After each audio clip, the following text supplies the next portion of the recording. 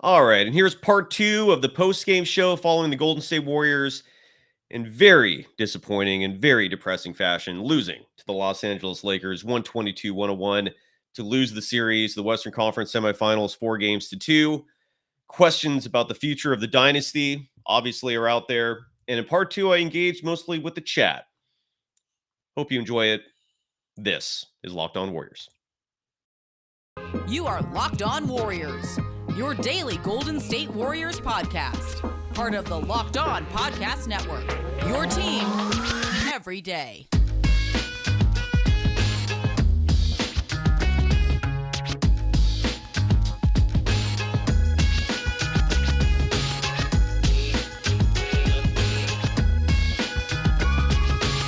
I got to read the real fast the roster for next year and how this breaks down, so you understand really like what the Warriors have and don't have next year, what they're working with. Stephen Curry has 3 more years remaining on his deal. Stephen Curry is going to make $51 million, $51,915,000 to be precise. So let's just round up and say 52. So Stephen Curry is going to make $52 million next year, and he has 3 more years remaining. And you cannot waste those 3 years. You have to at least try to win championships while you have one of the greatest players in the history of this game on your roster. What they did to him this year, between Kerr not playing the right people around him during the games, and either Lacob or Myers not making the right moves, both at the offseason and before the trade deadline, criminal. You let Stephen Curry down. He's here for 3 more years. You got to do something about that. Klay Thompson has 1 year remaining on his deal. He makes $43 million next year. After that, he is an unrestricted free agent. He is not getting a max deal. At least it would be insane if someone did. I don't see how that happens. Jordan Poole. This is the part that's just cringeworthy. Jordan Poole, his extension, his $123 million extension starts next year. 5 years. He's 5 guaranteed years. So next year, Jordan Poole will make $27.45 million guaranteed, and he can make another $4.12 million in incentives and bonuses. That's insane. Draymond Green, that's going to be the big one. That is going to be the big one. Jericho, real fast. I'll answer this real quick because I answer these to show I'm not afraid of any of your criticisms or your questions. Look, I did say that I thought the Warriors would beat the Lakers, and I still maintain that if Steve Kerr played the right people, I didn't expect a DNP from Kuminga. I didn't expect JaMychal Green, who started 2 games, dramatically helped them win one of the games. I didn't think he just turned into a DNP. I didn't expect Jordan Poole to play 20-something minutes in a game 6 that they had to win. So I guess my bad for completely thinking Steve Kerr would make some rational decisions. My bad. But if I still believe this, if the best version of the Warriors and the best version of the Lakers played each other and the right people played, I still see the Warriors as a better team. Your Lakers are going to get crushed by the Nuggets. Crushed. But yeah, my prediction was wrong. Okay, find me someone who nails every prediction correctly. Roddy Sage asked this great question. You think Draymond is staying? What does this even mean? Be better. Capricorns, at least be specific in your complaints. If you just like spew hate like this, I'm just going to block you. Thank you, Darren. Thank you very much. And I appreciate every one of you. I mean, like I said, I don't mind criticism. Just be decent and be specific. Don't just come on here and say, you don't know anything. Yeah. Mark Medina writes, Nick Nurse in, Steve Kerr out. You know who I want as a head coach to replace Steve Kerr? I want Brent Barry. The dude knows basketball. He's been part of championship teams.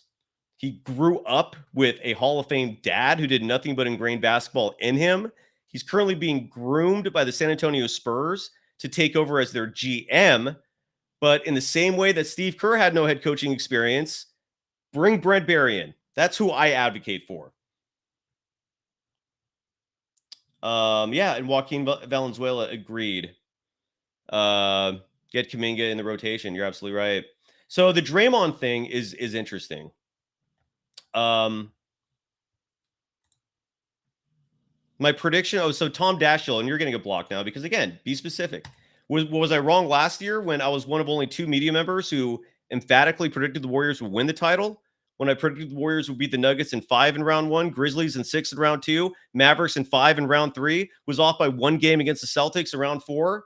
So because I got one prediction wrong, because they lost to a Lakers team where 2 of the games the referees gave the Lakers over 20 extra free throws, and Steve Kerr decided not to play Jonathan Kuminga, who's integral in the team just making the playoffs.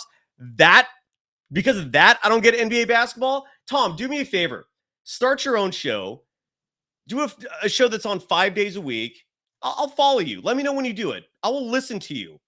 And then after like a month, I'll pick out 10 different things that you miss. And then we'll do a little competition. Why don't you try that? Why don't you try that and get back to me? Man, trolls. And I guarantee, oh, look, and now Demetrius Baby. And again, this is how I will weed out the trolls, man. It's just, if you're going to call me names, you're out. I don't need this. This is not what this show's for. Okay, so Draymond Green. People are asking about him.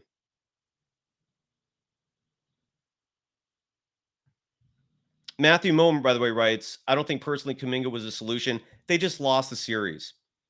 So if you say he was not the solution, what they tried did not work. And honestly, you don't know if he's the solution or not because he never played. He never played. Kuminga did not play at all. How could you have an opinion on him when there is no sample size to actually go off of? And in the games we actually played in garbage time, his shooting was efficient. It's incredible, man. It is absolutely incredible. Ken Mamba writes, yeah, and right back at you in terms of exchanging and basketball ideas and conversing. And I don't know where Gary Payne II was. He got in foul trouble early in the game. He picked up 2 quick fouls, got pulled the 7-minute mark of the first quarter. I don't feel a must-win game 6 is the time to be cherry picking off early fouls. Gary Payne II was the only good thing going for the Warriors, and Kerr pulled him out because of 2 fouls. And he proceeded to only play 10 minutes total. So what was the point of taking him out with those 2 fouls if you never planned on playing him in the first place? Make sense of that. I don't know. It drives me crazy that Gary Payne II didn't play. Yeah, and you're right, Steve Austin. I shouldn't mind the trolls, but they sneak in here. I'm reading all the chat, and sometimes just these total schmucks come in here with this hatred. So Draymond Green. Here's the deal with him. He's got a player option next year. I'm going to wrap the show up here now because we're going very long. I apologize to Locked On for the extended shows. Those only happen in post game because there's so much to talk about. And tonight, I hope you appreciate the exception because the Dynasty just ended. There's a lot of emotion running high. But Draymond Green has a $27.586 million player extension for next year. It would completely shock me if Draymond Green accepted that player option. And the reasons are tenfold. There's a lot of reasons. One is his representation is Clutch. Okay. Do you really think Clutch is going to just sit there content telling and advising Draymond Green, take the $27 million, even though there are probably 5, 6, 7, 8, 9 teams out there who will probably give you close to $100 million for 3 or 4 years? There's no chance in hell Draymond's going to do that. The season ended horribly. Draymond was pissed that the team went out of their way to give Jordan Poole an extension and did nothing for him, even though he asked for an extension himself. Okay, that's a fact. Draymond publicly came out and said, I want an extension. The Warriors responded with no, and then proceeded to give Jordan Poole a $123 million extension. They gave Jordan Poole more money annually per year than Draymond's going to get in any of his deals. You really think he doesn't care about that? So, no, there is no chance in hell he's going to accept that player option. He's going to opt out, and then it's going to come down to whether or not the Warriors offer him a contract that is not insulting. That's probably realistically going to be 4 years, $100 million, something similar to what he's getting now. He's a very self-aware individual. I don't think greed's never played a part in his decision-making, ever. He's always taken less money to make sure that the team can fit the right players under the cap. He has, true story. And so, he's been willing to sacrifice millions for the sake of the team. So I base my thought on that you probably don't have to give him $30 million a year. You probably get away with $25 million a year, but you're going to have to give him a 3 or 4 year contract. And if you don't, there's going to be teams out there who will. And if you're asking yourself who, first of all, do not rely on who currently has cap space. Means nothing.